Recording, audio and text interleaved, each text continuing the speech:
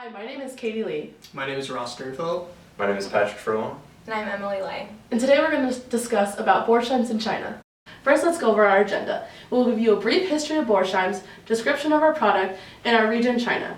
Next, we'll be going over our target market, segmentation, and then we'll be discussing price and distribution along with our adaptation strategy. Borsheim was founded in 1870 by Louis Borsheim and eventually sold his company in 1947. Following a few decades later, Warren Buffett purchased a majority stock of this company, which is now a subsidiary of Berkshire Hathaway Inc. Borsheims is a leader in the retail jewelry and luxury watch industry, and one unique aspect is that they go through the Kimberley process, which they require all gems and diamonds to go through to a conflict-free process. Borsheims aims to hold ethical diamond and gem mining practices, and Borsheims' clientele is actually all over 50 states of the United States and spans over 6 continents. We will be bringing mid to lower end luxury watches to these Chinese corporations. We want to focus on the B2B, business to business, and utilize these watches as corporate gifts. Despite the smart watch movement, we indicated a market opportunity in the corporation in which they wholesale our watches to present to either new or current members of the designated company.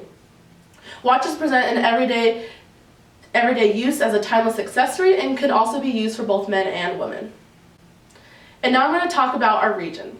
China is a hybrid between centrally planned socialism and market socialism. We understand that we do not want to cross the line of bribery, however we noted that gift giving is prevalent in China, hence our decision for mid to lower end luxury watches.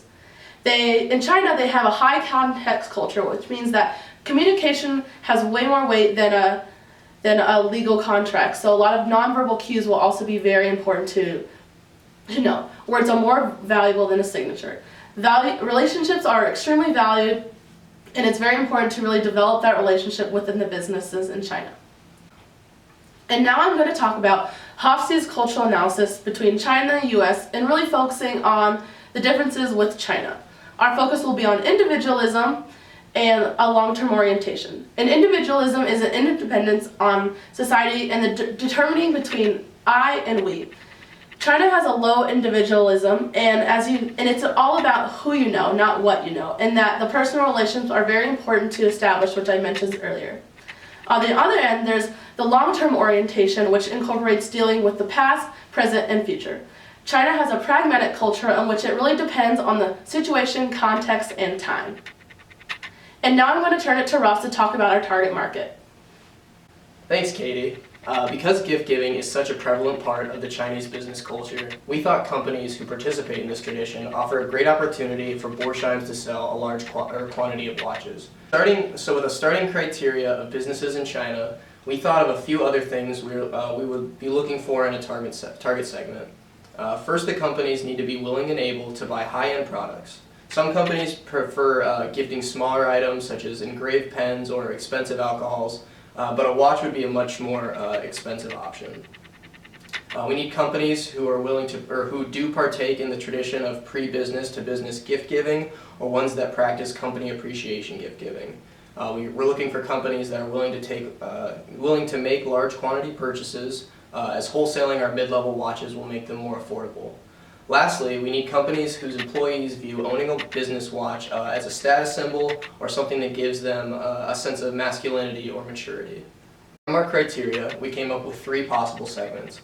The first is state-owned enterprises. These are enterprises owned by the state whose funding is mostly used on specific sectors that the government finds important.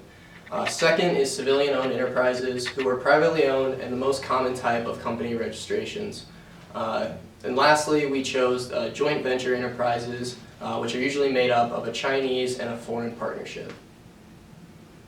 From our target market, we chose civilian-owned enterprises. One of the reasons we chose this segment is because they are the most common form of business registration, and they have the largest employee numbers. This graph from Statista shows that in 2015, private enterprises had almost double the number of employees that state-owned enterprises did. And what this shows is that civilian-owned enterprises would need a much bigger supply if they wanted to buy gifts for their employee appreciation. From our target market, we chose civilian-owned enterprises. One of the reasons we chose this segment is because they are the most common form of business registration, and they have the largest employee numbers. This graph from Statista shows that in 2015, private enterprises had almost double the number of employees that state-owned enterprises did. And what this shows is that civilian-owned enterprises would need a much bigger supply if they wanted to buy gifts for their employee appreciation. According to a study done by the Hong Kong Trade Development Council, 69% of respondents said that they owned a business or casual watch. And what this shows is that there would be an interest for this product if it were to be gifted. Civilian-owned enterprises, according to the HTDC, are growing at 3 times the rate of state-owned enterprises, so these businesses are more likely to have expendable income to spend on their employees or on gifts for potential clienteles.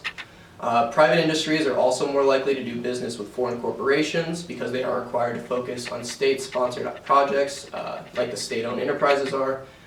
During the gift exchange process, foreign businesses are more likely to recognize a luxurious watch as a high-status, relationship-building gift, as watches are a global accessory. For positioning, we want civilian-owned enterprises to see us as a wholesale, luxurious watch-selling company. Because China is known for having extremely cheap but quality knockoffs, we need our watches to be cheaper than the price set in the States. We plan on offering our mid-level luxury watches for wholesale purchasing, setting the prices lower but keeping the quality and luxurious nature of the Borsheim brand. We have to battle other wholesale watch companies in China like Intel Japan, AliExpress, and DHgate, who all offer nice watches for low prices. But by distinguishing ourselves as a company that provides high-quality products at an affordable rate, we believe we can snatch a large portion of the market. I'm going to send it over to Emma for price and distribution. Thank you, Ross. The pricing strategy we felt best when entering the market is market penetration and moving to wholesale for the Chinese market. The reasons for our market penetration along with wholesale in our strategy is to satisfy the need of low prices when selling to businesses. It is important for us to take into consideration the price of our product because of the business culture in China. China as a country gives gifts to potential business partners and employees. However, bribery is greatly frowned upon and part of the Chinese anti-corporation laws. As a company, we would have a hard time gaining business from our segments if our prices for our watches were too high because they could be seen as bribery. With adapting our pricing strategy to include market penetration and using wholesale, we would be able to keep these prices low and please our target segments. Distribution in China has seen drastic changes since 2004, however it still has some challenges. For Borsheims, it may face challenges with distribution because of different regulations put in place by the government. However, they have a major part of wholesale in China's trade management experience. With our main focus on business to business, we take out a large portion of retailer distribution, which also alleviates some of the risks that come from this approach. Watches are considered to be a part of the apparel sector. Compared to the other sectors, apparel has increased drastically in both market share and year-over-year growth. In regards to wholesale trade and distribution, this means that even with the risks that we may be faced, there is still much improvement in our sector.